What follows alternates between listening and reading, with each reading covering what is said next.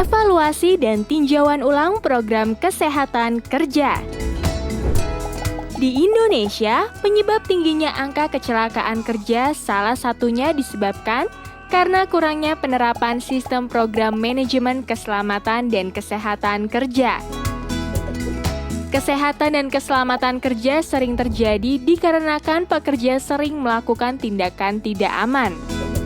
Evaluasi serta tinjauan perlu dilakukan untuk mengevaluasi program keselamatan kesehatan kerja perusahaan dan mengetahui penyebab dari unsafe behavior pekerja dengan menggunakan solusi perbaikan dengan evaluasi dan tinjauan ulang. Pada awal tahun 1980-an, muncul pandangan baru tentang kesehatan dan keselamatan kerja, yaitu behavioral safety. Behavioral safety adalah aplikasi sistematis dari riset psikologi tentang perilaku manusia pada masalah keselamatan di tempat kerja. Behavioral safety lebih menekankan aspek perilaku manusia terhadap terjadinya kecelakaan di tempat kerja. Walaupun sulit untuk dikontrol secara tepat, 80-90% dari seluruh kecelakaan kerja yang terjadi disebabkan oleh unsafe behavior. Unsafe behavior adalah tipe perilaku yang mengarah pada kecelakaan seperti bekerja tanpa menghiraukan keselamatan, melakukan pekerjaan tanpa izin, menyingkirkan peralatan keselamatan, operasi pekerjaan pada kecepatan yang berbahaya, menggunakan peralatan tidak standar, bertindak kasar, kurang pengetahuan, cacat tubuh, atau keadaan emosi yang terganggu. Yang perlu diperhatikan adalah pentingnya komitmen untuk menerapkan program kesehatan dan keselamatan di tempat kerja dari seluruh pihak yang ada di tempat kerja, terutama dari pihak pengurus dan tenaga kerja. Dan pihak-pihak lain juga diwajibkan untuk berperan serta dalam penerapan ini.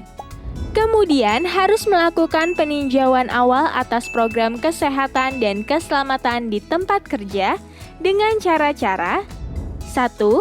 Mengidentifikasi kondisi yang ada di perusahaan dengan membandingkan dengan hal-hal yang diatur dalam Permenaker 05/1996. 2.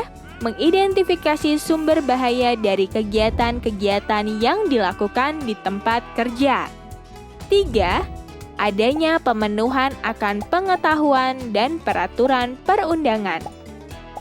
4. Membandingkan penerapan yang ada di tempat kerja dengan penerapan yang dilakukan oleh tempat kerja lain yang lebih baik. 5. Meninjau sebab akibat dari kegiatan yang membahayakan dan hal-hal lain yang terkait dengan K3. 6. Menilai efisiensi dan efektivitas dari sumber daya yang telah disediakan. Solusi perbaikan dari unsafe behavior pekerja adalah perbaikan fasilitas dan APD, penambahan pendingin ruangan, penambahan safety sign, perbaikan fungsi kontrol manajemen, pengadaan pelatihan kesehatan dan keselamatan untuk karyawan, dan pemberlakuan peraturan yang tegas. Rancangan dan prosedur program kesehatan dan keselamatan berdasarkan Permenaker 05/1996 untuk perusahaan telah disusun dan siap untuk diterapkan.